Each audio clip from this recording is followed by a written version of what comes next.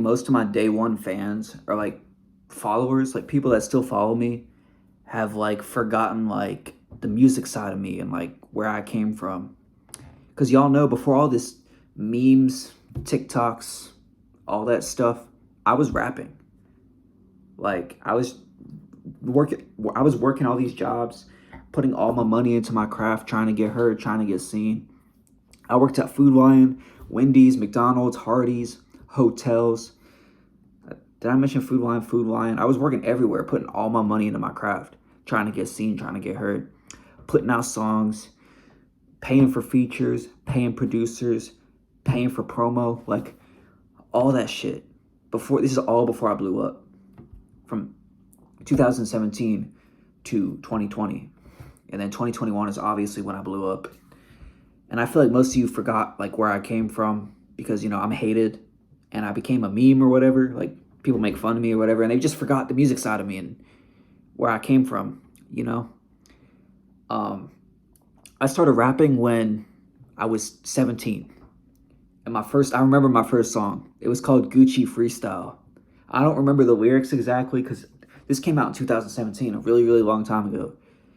And I was like 16 or 17 years old. So I don't really remember, really, really long time ago. But it was like, I talked about fucking someone's sister or something like that. Just something stupid, like something stupid. I don't remember. But it was called Gucci Freestyle. I dropped it on YouTube. It only got views from like people that went to my school, like a couple hundred views from like kids I went to school with.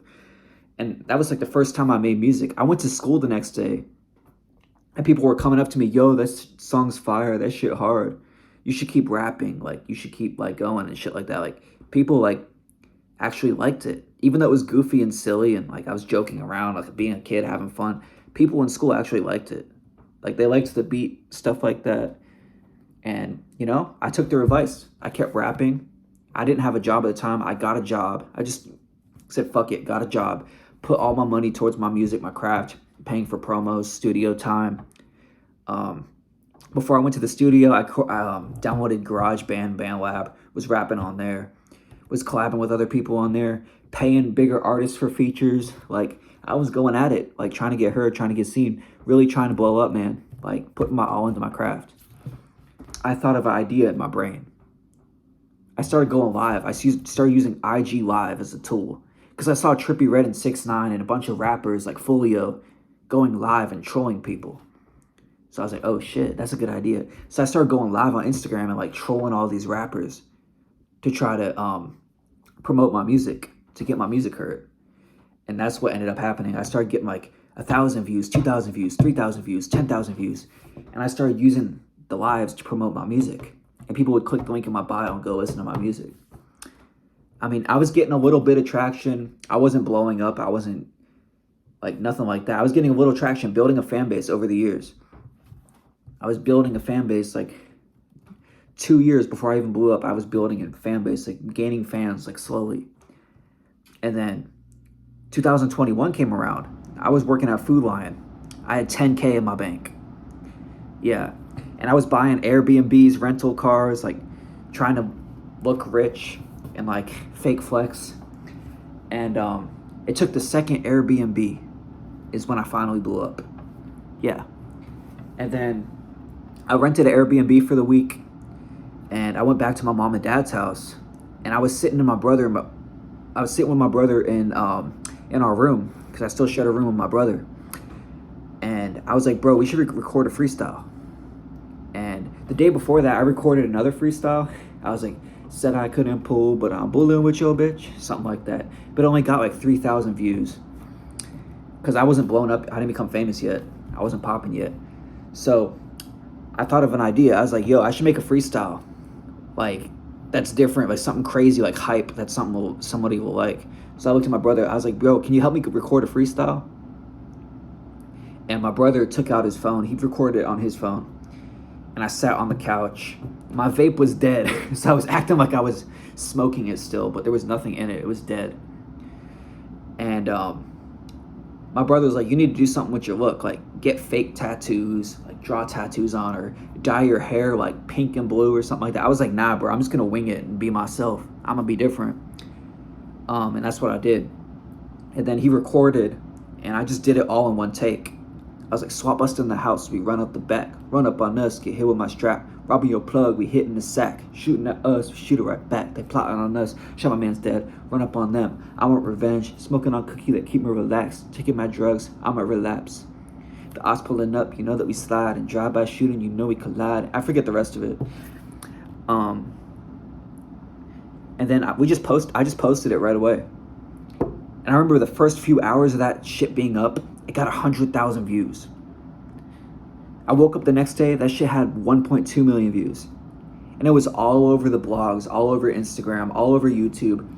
Everybody from my hometown that I went to school with was commenting on it, saying, oh, I know him, this and that, this is fire. People from my hometown were jealous and hating on me because I was finally getting traction, I was finally blowing up. And then I started doing promos to capitalize off the attention I was getting. And yeah, that's how that freestyle, that's where that freestyle came from, and that's how it was made. Because, I wanted to remind my day one fans and all the people that follow me, because I feel like most of y'all forgot where I came from. And I came up as a rapper before all this meme and TikToks and stuff like that. That's how this freestyle was made, and where I came from. And I worked really hard to get to where I was at that time. And I'm proud of the shit I've accomplished, and I hope I could accomplish more. And also, when that freestyle came out, it happened the next day. I had all these labels in my Instagram DMs trying to sign me. 300, Atlantic, Hitway, like all these labels were trying to sign me. 10K Projects, Taz Taylor, if you know him, he offered me $10,000 to sign. Hitway offered me $30,000. But I wasn't feeling any of these prices, and I wanted to stay independent so I could keep all my money, because I know labels, they take a huge percentage of what you make, And labels, I did my research on labels before I even blew up and all that shit, and I saw a lot of cases where artists got fucked over and they ended up in debt. So I was like, nah, I'm gonna stay independent. And my brother was basically my manager for a little bit. He'd give me ideas, he'd post my stuff, and this and that, and so obviously I never signed. Do I regret it? No, because I'm not in debt right now, and I got to keep all my money. Obviously my career didn't last, but I'm still grateful that I got a shot, and I'm grateful for y'all that, if you're still here, the people that helped that freestyle blow up, because that's what got me famous and what helped me make all that money and all that bread I was making. So I appreciate every single one of you that supported that freestyle and that shared it to your friends. And if you did what you're supposed to, I appreciate you, man. But yeah, man, that's how the freestyle was made. I'm out. Peace.